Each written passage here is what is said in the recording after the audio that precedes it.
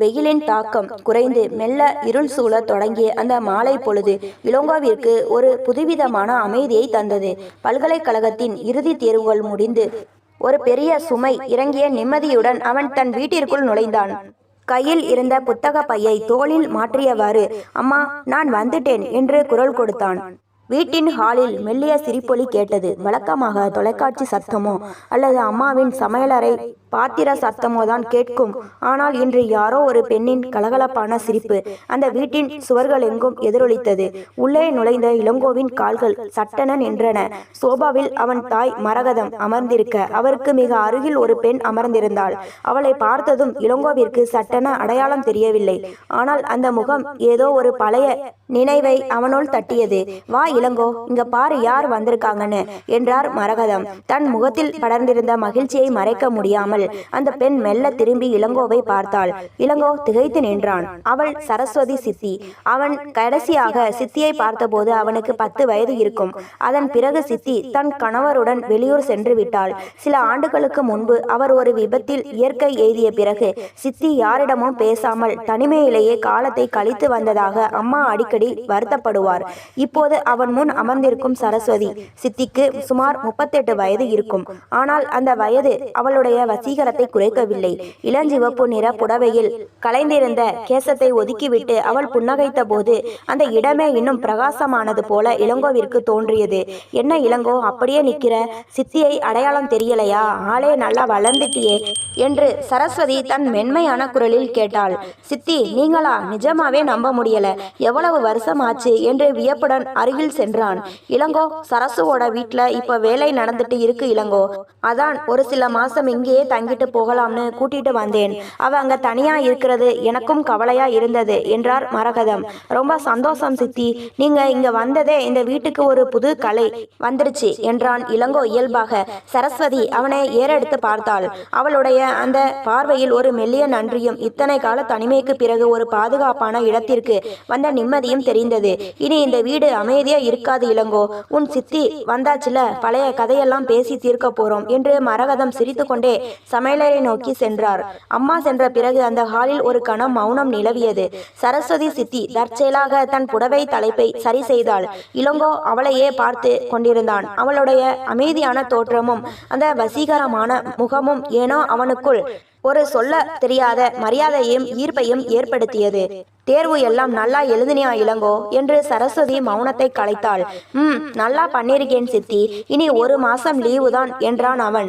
"அப்ப சரி, இந்த 1 மாசம் எனக்கு போர் அடிக்காது. நீ இருக்கிற தைரியத்துல நான் இங்கேயே செட்டில் ஆகிடலாம்னு இருக்கேன்" என்று அவள் கண் சிமிட்டி சிரித்தாள். அந்த சிரிப்பு இளங்கோவின் மனதில் ஏதோ ஒரு மாற்றத்தை ஏற்படுத்தியது. ஒரு சாதாரண உறவினரின் வருகையாக தொடங்கிய அந்த மாலை தன் வாழ்க்கையில் ஒரு பெரிய மாற்றத்தை கொண்டு வரப் போகிறது என்பதை இளங்கோ அப்போது அறிந்திருக்கவில்லை. வீட்டின் ஜன்னல் வழியே நுழைந்த தென்றல் காற்று சரஸ்வதி சித்தியின் கூந்தலில் இருந்த மல்லிகை பூவின் வாசனையை இளங்கோவின் நாசிக்கு கடத்தியது. அந்த மௌனமான வருகை ஒரு நீண்ட கதையின் தொடக்கமாக அமைந்தது. மறுநாள் காலை வழக்கமான பரபரப்பு எதுவுமின்றி விடிந்தது. இளங்கோவின் தந்தை சிவராமன் ஒரு பெரிய கட்டுமான திட்டத்திற்காக அடுத்த 2 மாதங்களுக்கு வெளி மாநிலத்திற்கு சென்று விட்டதாக அம்மா மரகதம் காலையிலேயே தெரிவித்தார். இப்போது அந்த பெரிய வீட்டில் இளங்கோ, அவன் தாய் மரகதம் மற்றும் சித்தி சரஸ்வதி ஆகிய 3 மட்டுமே. சரஸ்வதி சித்தி தன் அறையிலிருந்து வெளியே வந்தபோது அவள் முகம் சற்று வாடி இருந்தது. கையில் ஒரு சிறிய புகைப்பட ஆல்பத்தை வைத்திருந்தாள். "என்ன சித்தி, காலையிலேயே ஏதோ யோசனையில இருக்கீங்க" என்று கேட்டவாறு காஃபி கோப்பையுடன் வந்தான் இளங்கோ. "ஒன்றுமில்லை இளங்கோ, என் வீட்டோட பழைய நினைவுகள். இப்ப அங்கே மராமத்து வேலை நடக்குது. எல்லாத்தையும் கலைச்சி போட்டிருப்பாங்க. அந்த தனிமைதான் கொஞ்சம் பயமுறுத்துது" என்று மெல்லிய குரலில் சொன்னாள். "ஏன் சித்தி அப்படி சொல்றீங்க? இங்க நாங்க இருக்கோம்ல, அம்மா இருக்காங்க, நான் இருக்கேன். இனி உங்களுக்கு தனிமைங்கிற பேச்சே கிடையாது" என்று இளங்கோ அவளுக்கு ஆறுதல் கூறினான். சரஸ்வதி அவனை ஏறெடுத்து பார்த்தாள். அவளுடைய 38 வயது முதிர்ச்சியில் ஒரு குழந்தையை போன்ற தேடல் தெரிந்தது. "உண்மைதான் இளங்கோ. ஆனா ஒரு பெண்ணுக்கு தன் சொந்த வீடுங்கிறது ஒரு பெரிய பாதுகாப்பு. அங்க நடக்கிற சின்ன சின்ன சத்தங்கள் கூட ஒரு துணையா இருக்கும். இப்ப அதுவும் இல்லாதப்போ" என்று அவள் இழுத்தாள். மரகதம் சமையல் அறையிலிருந்து குரல் கொடுத்தார். "சரசு, பழசையெல்லாம் யோசிச்சுட்டு இருக்காத. இளங்கோவை சொல்லு, அவன் உன்னை வெளியில எங்கேயாவது கூட்டிட்டு போவான். அவனுக்கும் லீவு தானே." இளங்கோ புன்னகைத்தான். "நிச்சயமா சித்தி, உங்களுக்கு பிடிச்ச இடங்களுக்கு நாம போவோம். முதல்ல இந்த தனிமைங்கிற எண்ணத்தை மனசுல இருந்து தூக்கி போடுங்க. அன்று மதியம் மரகதம் உறங்க சென்ற நேரத்தில் இளங்கோவும் சரஸ்வதியும் ஹாலில் அமர்ந்து பேசிக் கொண்டிருந்தனர். சரஸ்வதி தன் கடந்த கால வாழ்க்கையை பற்றி சொல்லத் தொடங்கினாள். அவளுடைய திருமண வாழ்க்கை மிக குறுகிய காலத்திலேயே முடிந்து போனதும் அதன் பிறகு அவள் சந்தித்த சமூக பார்வைகளும் இளங்கோவை சங்கடப்படுத்தின. சித்தி, நீங்க இவ்வளவு கஷ்டப்பட்டு இருக்கீங்கன்னு எனக்கு தெரியாது. நீங்க எப்பவும் சிரிச்சுக்கிட்டே இருப்பீங்கன்னு தான் நினைச்சேன் என்றான் இளங்கோ வருத்தத்துடன். சரஸ்வதி லேசாக சிரித்தாள். அந்த சிரிப்பில் ஒரு வலி இருந்தது. வெளியில சிரிக்கிறது சுலபம் இளங்கோ, ஆனா உள்ளுக்குள்ள இருக்கிற மௌனத்தை யாராலையும் கேட்க முடியாது. உன் அம்மா மட்டும்தான் என்னை புரிஞ்சுக்கிட்டா. இப்ப அவளோட அன்பு எனக்கு ஒரு பெரிய நிழல் மாதிரி இருக்கு. இளங்கோவிற்கு சித்தியின் மீதான மரியாதை இன்னும் கூடியது. ஒரு பெண் இவ்வளவு மன உறுதியுடன் இருக்க முடியுமா என்று வியந்தான்.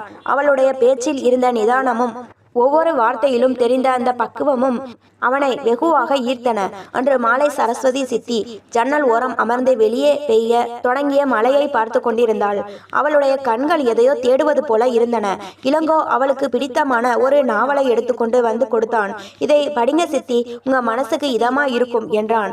அவள் அந்த புத்தகத்தை பெற்றுக்கொண்ட போது அவளுடைய விரல்கள் இளங்கோவின் கையில் தற்செயலாக பட்டன. ஒரு நொடி இருவரிடமும் ஒரு மின்சாரம் பாய்ந்தது போன்ற உணர்வு. சரஸ்வதி சட்டென கைகளை விலக்கி கொண்டு தலை குனிந்தாள். இளங்கோவின் இதய துடிப்பு சற்றே அதிகரித்தது. அந்த மழைக்கால மாலையில் சித்தியின் தனிமை மெல்ல கரைய தொடங்கியிருந்தாலும் இருவருக்குள்ளும் ஒரு புதிய இனம் புரியாத புரிதல் மலர தொடங்கியிருந்தது. அந்த பெரிய வீட்டின் மௌனத்தில் அவர்களின் சுவாச காற்று மட்டும் ஒரு புதிய ராகத்தை பாடிக்கொண்டிருந்தது.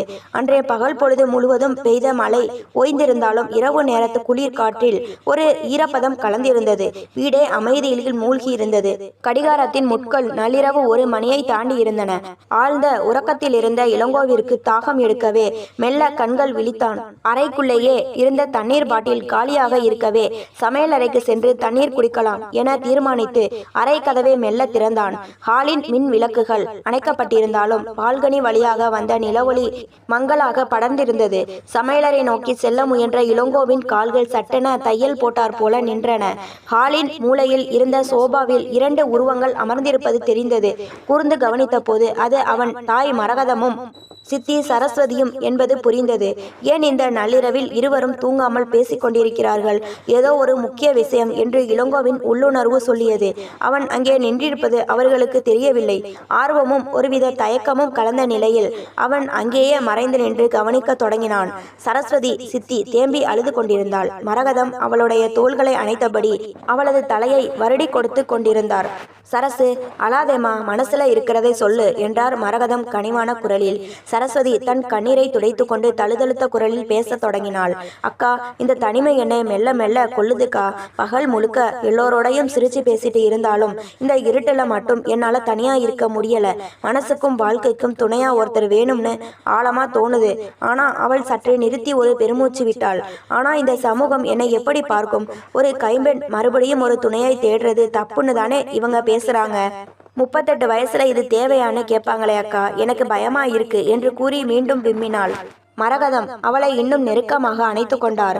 சமூகங்கிறது யாரு சரசு? நாம தான் சமூகம். உன்னோட சந்தோஷமும் நிம்மதியும் உனக்கு தான் முக்கியம். அடுத்தவங்க பேசுறதுக்காக உன் வாழ்க்கையை நீ ஏன் பலி கொடுக்கணும்? உனக்கு ஒரு துணை வேணும்னா அதை தேடிக்கிறதுல எந்த தப்பும் இல்லையே என்றார் உறுதியாக. மறைந்திருந்து இதை கேட்டுக்கொண்டிருந்த இளங்கோவிற்கு இதயம் பாரமானது. சித்தி எப்போதும் சிரித்து கொண்டே இருப்பாள் என்று நினைத்த அவனுக்கு அவளுக்குள் இவ்வளவு பெரிய மன போராட்டம் நடப்பது இப்போதுதான் தெரிந்தது. 38 வயது என்பது ஒரு முடிவல்ல, அது ஒரு புதிய தொடக்கமாக இருக்கக்கூடாதா என்று அவன் தனக்குள் கேட்டுக்கொண்டான். தன்னுடைய தாய் தன் தங்கையிடம் காட்டும் அந்த பேரன்பும் முற்போக்கான சிந்தனையும் இளங்கோவை நெகிழ செய்தது. இரத்த பந்தத்தையும் தாண்டி ஒரு பெண்ணின் வலியை மற்றொரு பெண் புரிந்து கொள்ளும் அந்த தருணம் மிகவும் உன்னதமாக இருந்தது. நீ கவலைப்படாதே சரசு, இதுக்காக நாம ஏதாச்சும் செய்வோம். சிவராமன் வந்த உடனேயே இதை பத்தி பேசி ஒரு நல்ல முடிவா எடுப்போம் என்று மரகதம் ஆறுதல் கூறினார். இளங்கோ மெல்ல தன் அறைக்கு திரும்பினான். அவன் குடிக்க நினைத்த தண்ணீர் தாகம் இப்போது அடங்கி இருந்தது. ஆனால் சித்தியின் அந்த ஏக்கமும் தாயின் அந்த அரவணைப்பும் அவன் மனதில் புதிய எண்ணங்களை விதைத்தன. சித்திக்கு ஒரு மறுவாழ்வு கிடைக்கணும், அதுக்கு நான் என்ன செய்ய போறேன் என்ற கேள்வியோடு அவன் அன்று உறங்க முயன்றான். உணர்ந்தான். அந்த நள்ளிரவு ரகசியம் இளங்கோவின் பார்வையை முற்றிலுமாக மாற்றி இருந்தது. நள்ளிரவில் கேட்ட அந்த உரையாடலுக்கு பிறகு இளங்கோவின் பார்வையில் சரஸ்வதி சித்தி ஒரு சாதாரண உறவினராக தெரியவில்லை. ஒரு தனிமைப்பட்ட ஜீவனின் ஏக்கமும் போராட்டமும் அவனுக்கு புரிந்திருந்தது. அதனால் அவளை எப்போதும் மகிழ்ச்சியாக வைத்திருக்க வேண்டும் என்ற எண்ணம் அவனுள் மேலோங்கியது. நாட்கள் நகர நகர அந்த வீட்டிற்குள் ஒரு புதிய உற்சாகம் பிறந்தது. இளங்கோ தனது விடுமுறை நாட்களை சித்தியுடன் செலவிடுவதில் ஆர்வம் காட்டினான். சரஸ்வதி சித்திக்கு வாசிப்பு என்றால் கொள்ளை பிரியம் என்பதை தெரிந்து கொண்ட இளங்கோ நகரத்தின் சிறந்த புத்தக கடைக்கு சென்று அவளுக்கு பிடித்தமான வரலாற்று நாவல்களையும் கவிதை தொகுப்புகளையும் தேடி தேடி வாங்கி வந்தான். சித்தி, இந்த வாரம் இந்த நாவலை படிங்க, நீங்க தேடிட்டு இருந்த அதே எழுத்தாளரோடது என்று அவன் நீட்டிய போது சரஸ்வதியின் கண்களில் மின்னிய அந்த ஒரு நொடி மகிழ்ச்சி இளங்கோவிற்கு பெரிய திருப்தியை தந்தது. ரொம்ப நன்றி இளங்கோ, இவ்வளவு ஞாபகமா வாங்கிட்டு வருவேன்னு நினைக்கல என்று அவள் சொல்லும் போது அவளது மென்மையான புன்னகை இளங்கோவின் மனதிற்குள் ஏதோ ஒரு ராகத்தை மீட்டியது. மறுபுறம் சரஸ்வதி சித்தியும் இளங்கோவின் மீது மிகுந்த அக்கறை காட்டினாள். இளங்கோவிற்கு பிடித்தமான காரைக்குடி பலகாரங்களையும் விதவிதமான மதிய உணவுகளையும் தன் கைப்பட சமைத்து பரிமாறினாள். மரகதம் சமையலறையில் உதவி செய்ய முன்வந்தாலும், அக்கா நீங்க ஓய்வெடுங்க, இளங்கோவுக்கு பிடிச்சதை நான் இன்னைக்கு செஞ்சு தரேன் என்று உரிமையுடன் கூறிவிடுவாள். சாப்பாட்டு மேஜையில் அமர்ந்து அவர்கள் மூவரும் பேசிக்கொள்ளும் நேரங்கள் மிகவும் இனிமையானவை. இளங்கோ தன் கல்லூரி அனுபவங்களை சொல்ல சரஸ்வதி தன் சிறு வயது குறும்புகளை பகிர்ந்து கொள்வாள். சில நேரங்களில் இளங்கோ வேண்டுமென்றே அவளை கேலி செய்வான். சித்தி, நீங்க சமைச்ச இந்த மீன் குழம்புக்காகவே நான் வேற எங்கேயும் வேலைக்கு போகாம இங்கே இருந்துடுவேன் போல என்று அவன் சொல்ல, அப்படியே இருந்துடு இளங்கோ, எனக்கும் ஒரு தம்பி கிடைச்ச மாதிரி இருக்கும் என்று அவள் சிரிப்பாள். அந்த சிரிப்பில் முன்பிருந்த வலி இப்போது மங்க தொடங்கி இருந்தது. இளங்கோவின் அருகாமை அவளுக்கு ஒரு பெரிய ஆறுதலை தந்தது. ஒரு நாள் மாலை வீட்டின் தோட்டத்தில் இருவரும் செடிகளுக்கு தண்ணீர் ஊற்றி கொண்டிருந்தனர். இளங்கோ, நீ ஏன் இவ்வளவு அக்கறையா இருக்க? என் தனிமையை நீயும் கவனிச்சிட்டியோன்னு தோணுது என்று சரஸ்வதி தற்செயலாக கேட்டாள். இளங்கோ அவளை நேருக்கு நேர் பார்த்தான். சித்தி, ஒருத்தருக்கு ஒருத்தர் துணையா இருக்கிறது தானே குடும்பம். உங்க மனசுல இருக்கிற பாரத்தை நாங்க பகிர்ந்துக்க விரும்புறோம், அவ்வளவுதான் என்றான் நிதானமாக. சரஸ்வதி ஒரு நிமிடம் மௌனமானாள். அவளுடைய கண்கள் கலங்கின. இளங்கோ அவளது கையை லேசாக தட்டி ஆறுதல் சொன்னான். இந்த உணர்வு பரிமாற்றங்களை சற்று தொலைவில் நின்று கவனித்துக் கொண்டிருந்த மரகதம் தன் மனதிற்குள் புன்னகைத்து கொண்டார். சரசு இப்ப ரொம்பவே மாறிட்டா. இளங்கோவோட நட்பு அவளுக்கு ஒரு புது நம்பிக்கையை கொடுத்திருக்கு என்று மரகதம் நினைத்து கொண்டார். இருவருக்கும் இடையே ஒரு மென்மையான புரிதல் ஊஞ்சலாடி கொண்டிருந்தது. அது வெறும் இரத்த பந்தம் சார்ந்த நட்பு மட்டுமல்ல, ஒருவரின் மௌனத்தை மற்றொருவர் வாசிக்கும் உன்னதமான உறவாக மலர்ந்து கொண்டிருந்தது. அந்த வீட்டின் ஒவ்வொரு செங்கலும் இப்போது அன்பினால் நனைய தொடங்கி இருந்தது. வாழ்க்கை எப்போதும் ஒரே சீராக செல்வதில்லை என்பதற்கு சான்றாக அந்த நாள் அமைந்தது. அன்று காலை முதலே சரஸ்வதி சித்திக்கு உடல்நிலை சரியில்லை. வழக்கமாக அதிகாலையிலேயே எழுந்து கோலமிட்டு சமையல் அறையில் சுறுசுறுப்பாக இருக்கும் அவள் இன்று 8 மணி ஆகியும் அறையை விட்டு வெளியே வரவில்லை. பதறிப்போன மரகதம் உள்ளே சென்று பார்த்தபோது சரஸ்வதி காய்ச்சலில் நடுங்கிக் கொண்டிருந்தாள். அக்கா, உடம்பெல்லாம் வலிக்குதுக்கா, எந்திரிக்கவே முடியல என்று தழுதழுத்தாள். உடனடியாக இளங்கோ மருத்துவரை அழைத்து வந்தான். அதிகப்படியான மன அழுத்தம் மற்றும் அலைச்சலால் ஏற்பட்ட காய்ச்சல் தான், சில நாட்கள் முழு ஓய்வு தேவை என்று மருத்துவர் அறிவுறுத்தினார். அடுத்த 3 நாட்கள் அந்த வீடே ஒரு போராட்ட களமானது. மரகதம் சமையலையும் மற்ற வேலைகளையும் கவனித்துக் கொள்ள இளங்கோ முழு நேரமும் சித்தியின் அருகிலேயே இருந்து அவளை கவனித்துக் கொண்டான். அவளுக்கு மருந்து கொடுப்பது, நெற்றியில் ஈரத்துணி வைப்பது, அவள் தூங்கும் வரை அருகில் அமர்ந்து கதை புத்தகங்களை படித்து காட்டுவது என ஒரு தாயை போல அவளை கவனித்தான். ஒரு நள்ளிரவு சரஸ்வதி காய்ச்சலின் வேகத்தில் ஏதேதோ புலம்பிக் கொண்டிருந்தாள். தனியா இருக்க பயமா இருக்கு, என்னை விட்டுட்டு போயிடாதீங்க என்று அவள் கைகளை பிசைந்தபடி அழுதது இளங்கோவின் இதயத்தை உருக்கியது. அவளுடைய கைகளை மெல்ல பற்றி கொண்டு, சித்தி, நான் இங்கத்தான் இருக்கேன், பயப்படாதீங்க என்று அவன் ஆறுதல் சொன்னான். அப்போதுதான் இளங்கோவிற்கு ஒரு உண்மை உரைத்தது. ஒரு மனிதனுக்கு உடல்நிலை சரியில்லாத போது மருந்தை விட அன்பான ஒரு துணையின் அருகாமைதான் பெரிய மருந்தாக இருக்கிறது. அம்மா எப்போதும் அவளுடன் இருக்க முடியாது. நானும் ஒரு கட்டத்தில் வேலைக்கு சென்று விடுவேன். அப்போது சித்தியின் நிலை என்ன? இந்த சிந்தனை அவனை வெகுவாக பாதித்தது. மறுநாள் காலை சரஸ்வதி சற்று தேறி அமர்ந்திருந்தாள். இளங்கோ சமையலறைக்கு சென்று தன் தாயிடம் பேச தொடங்கினான். அம்மா, எனக்கு ஒன்று தோணுது, நாம எவ்வளவுதான் அன்பை காட்டினாலும் சித்திக்குன்னு ஒரு தனிப்பட்ட வாழ்க்கை, ஒரு துணை வேணும்னு நினைக்கிறேன். அவங்க இன்னும் இளமையாத்தான் இருக்காங்க. ஏன் அவங்களுக்கு ஒரு மறுவாழ்வு அமைத்து கொடுக்க கூடாது என்று நேரடியாக கேட்டான். மரகதம் கையில் இருந்த கரண்டியை அப்படியே வைத்தார். அவர் கண்களில் ஆச்சரியமும் ஒருவித நிம்மதியும் கலந்திருந்தது. இளங்கோ, இதே விஷயத்தை தான் நானும் யோசிச்சுட்டு இருந்தேன். ஆனா நீ என்ன நினைப்பையோன்னு தயங்கினேன். ஒரு மகனா நீயே இதை சொல்லும் போது எனக்கு ரொம்ப சந்தோஷமா இருக்குடா என்றார் நெகிழ்ச்சியுடன். சித்தி இதை பத்தி தயங்குவாங்கம்மா. ஆனா நாம தான் அவங்களுக்கு தைரியம் கொடுக்கணும். அவங்க வாழ்க்கையில ஒரு புது வெளிச்சம் வரணும் என்று இளங்கோ உறுதியாக சொன்னான். அந்த தருணத்தில் இளங்கோ ஒரு முதிர்ச்சி அடைந்த மனிதனாக தெரிந்தான். தன் சித்தியின் மீதான அவனது அன்பு வெறும் பாசத்தை தாண்டி அவளுடைய எதிர்கால நலனை பற்றிய அக்கறையாக மாறி இருந்தது. ஒரு புதிய தேடலுக்கான விதையை இளங்கோ அன்று தன் தாயின் மனதில் ஆழமாக விதைத்தான். இளங்கோவின் வார்த்தைகள் மரகதத்தின் மனதில் ஒரு பெரிய மாற்றத்தை ஏற்படுத்தியிருந்தது. ஒரு தாயாக தன் தங்கையின் எதிர்காலத்தை பற்றி அவர் கொண்டிருந்த கவலைக்கு இப்போது மகன் வடிவில் ஒரு பலமான ஆதரவு கிடைத்திருந்தது. இருவரும் இணைந்து சரஸ்வதிக்கு தெரியாமல் ஒரு புதிய தேடலை ஆரம்பிக்க தீர்மானித்தனர். இளங்கோ, உன் சித்தி ரொம்ப தன்மானம் உள்ளவள். நாம இதுல தப்பா ஏதாவது செஞ்சா அவ மனசு உடைஞ்சு போயிடும். அதனால ரொம்ப நிதானமா காய நகர்த்தணும் என்று மரகதம் எச்சரித்தார். கவலைப்படாதீங்க அம்மா, அவங்களுக்கு பொருத்தமான, அவங்க மனசை புரிஞ்சுக்கிற ஒருத்தரை தான் நாம தேட போறோம். இது வெறும் கல்யாணம் இல்ல, அவங்களோட மறுவாழ்வு என்று இளங்கோ நம்பிக்கையுடன் சொன்னான். அன்றிலிருந்து அந்த வீட்டிற்குள் ஒரு ரகசிய திட்டம் அரங்கேற தொடங்கியது. சரஸ்வதி சமையல் அறையில் இருக்கும்போது அல்லது தோட்டத்தில் உலாவும் போது இளங்கோவும் மரகதமும் மொட்டை மாடியிலோ அல்லது படுக்கை அறையிலோ அமர்ந்து தீவிரமாக ஆலோசிப்பார்கள். இளங்கோ தனது மடிக்கணினியில் சில நம்பிக்கையான வரன் தேடும் தளங்களில் தேடினான். சரஸ்வதியின் குணாதிசயங்களுக்கு பொருந்தக்கூடிய அதே சமயம் முதிர்ச்சியான சிந்தனை கொண்ட நபர்களின் விவரங்களை சேகரித்தான். அம்மா, இதோ பாருங்க, இவர் ஒரு அரசு பள்ளி ஆசிரியர், மனைவியை இழந்தவர், குழந்தைகள் இல்லை. இவரோட சுய விவரம் ரொம்ப அமைதியா சித்திக்கு ஏத்த மாதிரி இருக்கு என்று இளங்கோ காட்டினான். மரகதம் கண்ணாடி அணிந்து கொண்டு புகைப்படத்தை உற்று பார்த்தார். முகம் லட்சணமா இருக்குடா. ஆனா சரசுவுக்கு இசை பிடிக்கும், இலக்கியம் பிடிக்கும். அவருக்கு இந்த ஆர்வம் இருக்குமான்னு பாரு என்று ஒரு தாய்க்கே உரிய நுணுக்கத்துடன் கேட்டார். இந்த ரகசிய தேடல் அவர்களுக்குள் ஒரு புது உற்சாகத்தை தந்தது. இருவரும் அடிக்கடி கண்ணால் ஜாடை காட்டிக் கொள்வதும் சரஸ்வதி வரும்போது பேச்சை மாற்றிக்கொள்வதும் ஒரு சுவாரஸ்யமான நாடகமாக தொடர்ந்தது. ஒரு நாள் மதியம் சரஸ்வதி திடீரென்று அவர்கள் அறைக்குள் நுழைந்தாள். என்ன அக்கா, நீயும் இளங்கோவும் இப்போதெல்லாம் ரொம்ப ரகசியம் பேசுறீங்க, என்னை தள்ளி வச்சிட்டீங்களோ என்று செல்லமாக கோபித்து கொண்டாள். மரகதம் சட்டென தடுமாறினார். ஆனால் இளங்கோ சமாளித்தான். அதெல்லாம் ஒண்ணுமில்லை சித்தி, என் காலேஜ் முடிஞ்சதும் ஒரு பிசினஸ் ஆரம்பிக்கலாம்னு அம்மாவோட பிளான் பண்ணிட்டு இருக்கேன். உங்களுக்கு சர்ப்ரைஸா இருக்கட்டும் தான் சொல்லல என்றான் சிரித்து கொண்டே.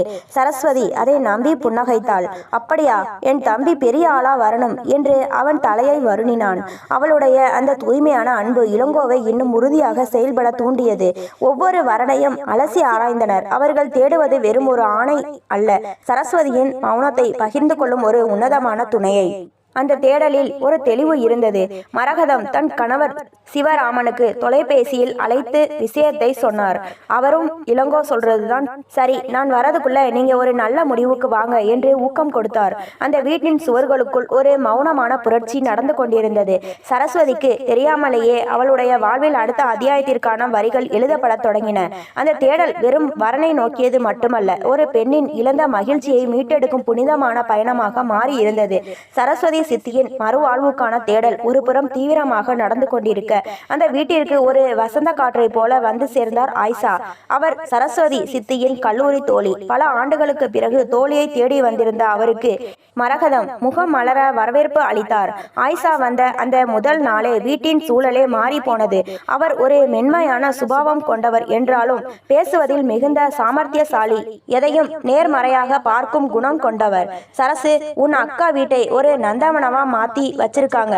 இங்க வந்ததே எனக்கு ஒரு பெரிய நிம்மதியை கொடுக்குது என்று வந்தவுடன் மனதார பாராட்டினார் ஆயிஷா. மாலையில் தோட்டத்தில் நால்வரும் அமர்ந்து தேநீர் அருந்தும் நேரங்கள் மிகவும் ரசிக்கத்தக்கதாக அமைந்தன. இளங்கோவிற்கு ஆயிஷாவை பார்த்ததும் ஒரு நிம்மதி ஏற்பட்டது. தன் சித்தியின் மனதை இவ்வளவு நெருக்கமாக புரிந்து கொண்ட ஒரு தோழி இருப்பது அவர்களின் திட்டத்திற்கு பெரிய பலமாக இருக்கும் என்று அவன் நினைத்தான். இளங்கோ, உன் சித்தி காலேஜ் படிக்கும்போது பெரிய கவிஞரின் ரசிகை தெரியுமா? இவ எழுதின கதையெல்லாம் இன்னும் என்கிட்ட பத்திரமா இருக்கு என்று ஆயிஷா பழைய நினைவுகளை தோண்டி எடுக்க சரஸ்வதி சித்தி வெட்கத்தில் முகம் சிவந்தார். ஆயிஷா, அதெல்லாம் பழைய கதை, இப்ப அதையெல்லாம் எதுக்கு பேசுற என்று சித்தி தடுக்க முயன்றாலும் ஆயிஷாவின் கலகலப்பான பேச்சு அந்த வீட்டின் மூளை முடுக்கெங்கும் சிரிப்பொலியை பரப்பியது. இளங்கோ அந்த தருணத்தை பயன்படுத்தி கொண்டான். ஆயிஷா ஆண்டி, சித்தி இப்பவும் நல்லா கதை எழுதுவாங்க, ஆனா அவங்களுக்குள்ளேயே பூட்டி வச்சிருக்காங்க. நீங்க வந்தப்புறம் தான் அவங்க இவ்வளவு சந்தோஷமா பேசி நான் பார்க்கிறேன் என்றான். ஆயிஷா இளங்கோவை பார்த்து புன்னகைத்தார். அந்த புன்னகையில் நீ எதை சொல்ல வருகிறாய் என்பது எனக்கு புரிகிறது என்ற ஒரு ஜாடை இருந்தது. இளங்கோவும் மரகதமும் மறைமுகமாக செய்து வரும் அந்த தேடலை பற்றி ஆயிஷாவிடம் மெல்ல பேசினர். இது ரொம்ப நல்ல விஷயம் மரகதம் அக்கா. சரசுவுக்கு ஒரு துணையை தேடுறது அவளோட உரிமை. நான் அவ கூட பேசி அவ மனசை தயார் செய்கிறேன் என்று ஆயிஷா அவளுக்கு உறுதியளித்தார். அதன் பிறகு வந்த மாலை நேரங்கள் இன்னும் சுவாரஸ்யமாகின. நால்வரும் சேர்ந்து கேரம் விளையாடுவதும் பழைய பாடல்களை பாடுவதுமாக அந்த வீடு ஒரு மகிழ்ச்சி கடலில் மிதந்தது. ஆயிஷாவின் வருகை சரஸ்வதி சித்திக்கு ஒரு பெரிய மன மாற்றத்தை தந்தது. தான் ஒருத்தி மட்டும் தனிமையில் இல்லை, தன்னை சுற்றி இவ்வளவு அன்பு இருக்கிறது என்ற எண்ணம் அவளுக்குள் ஒரு புது வெளிச்சத்தை பாய்ச்சியது. ஒரு நாள் இரவு ஆயிஷா சரஸ்வதியிடம் மெல்ல பேச்சை தொடங்கினார். சரசு, உன் வாழ்க்கை இன்னும் முடியல. ஒரு சின்ன தடையினால நீ ஏன் வீட்டுக்குள்ளேயே முடங்கி இருக்கணும்? உன்னை தாங்கிக்க ஒரு கை கிடைச்சா அதை நீ ஏன் பற்றக்கூடாது? சரஸ்வதி மௌனமாக ஜன்னல் வழியே நிலவை பார்த்தாள். அவளுடைய மௌனம் இப்போது மறுப்பாக தெரியவில்லை, அது ஒரு ஆழமான யோசனையாக இருந்தது. இளங்கோவும் மரகதமும் ஆயிஷாவின் வருகை தங்களுக்கு கிடைத்த ஒரு பெரிய வெற்றியாக கருதினர். அந்த வீட்டின் மாலை நேரங்கள் இப்போது வெறும் சிரிப்பால் மட்டுமல்ல, ஒரு பெண்ணின் வாழ்வை மீட்டெடுக்கும் நம்பிக்கையாலும் நிறைந்திருந்தன. அந்த மாலை பொழுது மற்ற நாட்களை விட சற்று அமைதியாக இருந்தது. மொட்டை மாடியில் இளங்கோவும் சரஸ்வதி சித்தியும் அமர்ந்து சூரிய அஸ்தமனத்தை பார்த்து கொண்டிருந்தனர். ஆகாயம் ஆரஞ்சு நிறத்தில் ஜொலித்து கொண்டிருந்தது. சரஸ்வதி ஏதோ ஒரு ஆழ்ந்த சிந்தனையில் இருந்தார். இளங்கோ இதுதான் சரியான தருணம் என்று முடிவு செய்தான். இவ்வளவு நாட்களாக தனக்குள்ளும் தன் தாயுடனும் ரகசியமாக திட்டமிட்ட விஷயத்தை இன்று சித்தியிடம் வெளிப்படுத்த வேண்டிய கட்டாயம் அவனுக்கு ஏற்பட்டது. சித்தி என்று மெல்ல அழைத்தான். சரஸ்வதி திரும்பி அவனை பார்த்தாள். சொல்லு இளங்கோ, என்ன இவ்வளவு சீரியஸா இருக்க? இளங்கோ அவளுடைய கையை தற்செயலாக பற்றி கொண்டான். சித்தி, உங்ககிட்ட ஒன்னு கேட்கணும். நீங்க தப்பா எடுத்துக்க மாட்டீங்கன்னு நினைக்கிறேன். இந்த 38 வயசுல நீங்க ஏன் இவ்வளவு தனிமையா இருக்கணும்? உங்களோட சிரிப்பும் அன்பும் இன்னொருத்தரோட வாழ்க்கைய அழகாக்க கூடாதா? சரஸ்வதி அதிர்ச்சியில் உறைந்து போனாள். அவள் எதிர்பார்க்காத கேள்வி இது. இளங்கோ, என்ன பேசுற நீ? என் வாழ்க்கை எப்பவோ முடிஞ்சு போச்சு, இப்போ இதெல்லாம் என்று அவள் தடுமாறினாள். இல்லை சித்தி என்று குறுக்கிட்டான் இளங்கோ. வாழ்க்கை எப்பவும் முடியறது இல்லை. ஒரு அத்தியாயம் முடிஞ்சா அடுத்த அத்தியாயம் தொடங்கணும். உங்க தனிமைக்கு ஒரு முற்றுப்புள்ளி வைக்க நானும் அம்மாவும் விரும்புகிறோம். நீங்க சம்மதிச்சா உங்க மனசை புரிஞ்சுக்கிற, உங்களை மரியாதையா நடத்தக்கூடிய ஒரு நல்ல துணையை தேடலாம்னு இருக்கோம். இது எங்க 2 பேரோட ஆசை மட்டும் இல்ல, இது உங்களோட உரிமை. சரஸ்வதியின் கண்களில் இருந்து கண்ணீர் தாரை தாரையாக வழிய தொடங்கியது. அவள் ஒரு நிமிடம் பேச முடியாமல் விம்மினாள். இளங்கோ பதறிப்போய், சித்தி, நான் ஏதாவது தப்பா சொல்லிட்டேனா? சாரி சித்தி என்றான். சரஸ்வதி அவனது கைகளை இறுக பற்றி கொண்டாள். இல்லை இளங்கோ, இது தப்பான பேச்சு இல்லை. இவ்வளவு காலமா என் மனசுக்குள்ள இருந்த பாரத்தை யாராவது இறக்கி வைக்க மாட்டாங்களான்னு நான் ஏங்கிட்டு இருந்தேன். ஆனா ஒரு மகனா நீயே முன்னாடி வந்து இதை சொல்லுவேன்னு நான் கனவுல கூட நினைக்கல. இவ்வளவு அக்கறை காட்டும் ஒரு குடும்பம் கிடைக்க நான் பெரிய புண்ணியம் செஞ்சிருக்கணும். அப்போது அங்கே வந்த மரகதம் தன் தங்கையை அணைத்து கொண்டார். சரசு, இளங்கோ சொன்னதுதான் எங்க எல்லோருடைய விருப்பமும். உன்னோட சந்தோஷம்தான் எங்களுக்கு முக்கியம். நீ சம்மதிச்சா மட்டும்தான் நாங்க அடுத்த கட்டத்துக்கு போவோம் என்றார். சரஸ்வதி மெல்ல தன் கண்ணீரை துடைத்து விட்டு புன்னகைத்தாள். அந்த புன்னகையில் ஒரு புதிய நம்பிக்கை தெரிந்தது. உங்க விருப்பம்தான் அக்கா என் விருப்பம். நீங்க எதை செஞ்சாலும் அது என் நல்லதுக்கு தான் இருக்கும்னு எனக்கு தெரியும் என்று மெல்லிய குரலில் சம்மதம் தெரிவித்தாள். அந்த மாலையில் சரஸ்வதியின் மனக்கதவுகள் திறக்கப்பட்டன. இத்தனை காலமாக கட்டி வைக்கப்பட்டிருந்த தனிமை என்னும் சிறை உடைந்தது. இளங்கோவின் மனதிலும் ஒரு பெரிய நிம்மதி ஏற்பட்டது. தன் சித்தியின் வாழ்க்கையில் ஒரு விடியலை தேடி அவன் எடுத்த முதல் முயற்சி வெற்றியில் முடிந்திருந்தது. வானில் நிலவு மெல்ல தோன்றியது. அது வெறும் நிலவொளி மட்டுமல்ல, சரஸ்வதியின் வாழ்வில் வீசப்போகும் புதிய ஒளியின் அடையாளம் போல இளங்கோவிற்கு தோன்றியது. வெளியூர் சென்றிருந்த இளங்கோவின் தந்தை சிவராமன் வீடு திரும்பியதும் அந்த வீட்டின் உற்சாகம் இரட்டிப்பானது. வந்த கையோடு இளங்கோவும் மரகதமும் அவரிடம் சரஸ்வதியின் மறுவாழ்வு பற்றிய திட்டத்தை விவரித்தனர். ஒரு நிமிடம் மௌனமாக யோசித்த சிவராமன் மெல்ல புன்னகைத்தார். இளங்கோ, நீ எடுத்திருக்கிற இந்த முடிவு ரொம்ப பெருமையானதுடா. சரசு என் தங்கை மாதிரி. அவளோட வாழ்க்கையில ஒரு ஒளி வரணும்னு நீ நினைச்சதுல எனக்கு ரொம்ப சந்தோஷம். நான் முழு மனசோட மனசோட சம்மதிக்கிறேன் என்றார் சிவராமன் உறுதியாக. அதன் பின்னர் தேடல் தீவிரமானது. இளங்கோவும் சிவராமனும் இணைந்து பல வரன்களை ஆராய்ந்தனர். இறுதியாக ராகவன் என்ற ஒரு பண்புள்ள மனிதரை அவர்கள் கண்டறிந்தனர். ராகவன் ஒரு வங்கியில் மேலாளராக பணியாற்றி ஓய்வு பெற்றவர். அவரும் தன் மனைவியை இழந்தவர். நேர்மையானவர், இலக்கியத்தில் ஆர்வம் கொண்டவர். எல்லாவற்றிற்கும் மேலாக சரஸ்வதியின் கடந்த காலத்தை மதித்து அவளுக்கு ஒரு உன்னதமான துணையாக இருக்க விரும்புவதாக தெரிவித்தார். இரு குடும்பத்தாரும் சந்தித்து பேசினர். சரஸ்வதிக்கும் ராகவனுக்கும் இடையே நடந்த முதல் சந்திப்பிலேயே ஒரு மென்மையான புரிதல் ஏற்பட்டது. இருவருமே முதிர்ச்சியடைந்தவர்கள் என்பதால் வார்த்தைகளை விட அவர்களின் மௌனமே அதிகம் பேசியது. சரசு, ராகவன் சார் ரொம்ப நல்லவர்னு எனக்கு தோணுது, உனக்கு சம்மதமா என்று மரகதம் கேட்டபோது சரஸ்வதி மெல்ல தலையசைத்து தன் சம்மதத்தை தெரிவித்தாள். நிச்சயதார்த்த விழாவை பெரிய அளவில் ஆடம்பரம் இல்லாமல் நெருங்கிய சொந்தங்களுக்குள் மட்டும் அந்த வீட்டிலேயே எளிமையாக நடத்த தீர்மானித்தனர். வீடே விழாக்கோலம் பூண்டிருந்தது. இளங்கோ முன்னின்று அனைத்து வேலைகளையும் கவனித்து கொண்டான். நிச்சயதார்த்தத்தன்று சரஸ்வதி ஒரு அழகான பட்டுப்புடவையில் தேவதை போல தெரிந்தாள். ராகவன் அவளுக்கு மோதிரம் அணிவித்த போது அந்த அறையே கைத்தட்டலால் நிறைந்தது. சரஸ்வதியின் கண்களில் இத்தனை கால போராட்டத்திற்கு பிறகு ஒரு நிலைத்தன்மை தெரிந்தது. ஆயிஷாவும் அங்கே வந்திருந்து தன் தோழியின் கைகளை பற்றி கொண்டு, சரசு, இன்னைக்கு நீ ரொம்ப அழகா இருக்க, உன் வாழ்க்கையில இது ஒரு புதிய விடியல் என்று வாழ்த்தினார். இளங்கோ அந்த தருணத்தை ஒரு புகைப்படமாக தன் கேமராவில் சிறைப்பிடித்தான். அதில் சித்தியின் முகத்தில் இருந்த அந்த தெளிவான புன்னகை அவனுக்கு பெரிய மன நிறைவை தந்தது.